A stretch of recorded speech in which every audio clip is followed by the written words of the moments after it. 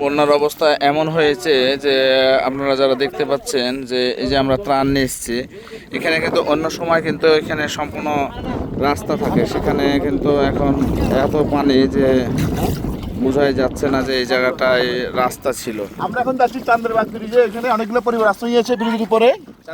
চান্দেরবাগ ব্রিজে অনেকগুলো পরিবার আশ্রয় নিয়েছে। এই যে দেখতেই পাচ্ছেন একটা বাসা, মানে এত পানি হয়েছে যে সাধারণত এগুলো বোঝার উপায় নাই যে এখানে মানুষ আছে কিনা। মানুষ অলরেডি চলে গেছে, দেখতে পাচ্ছেন আপনারা, সব বাড়িঘর একদম ফাঁকা। এগুলো কিন্তু সব মানে এই আশেপাশে যা আছে সবগুলো কিন্তু মোটামুটি ডুবে গেছে। আরও 3-4 দিন আগে কিন্তু আরও অনেক পানি ছিল,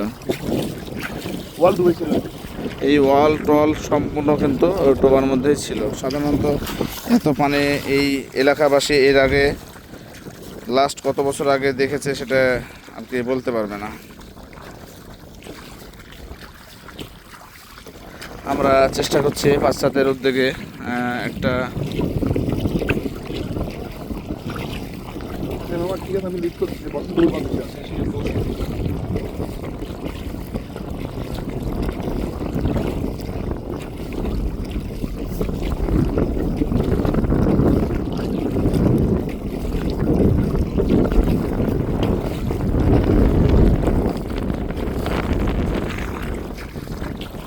চারিদিকে পানি আর পানি।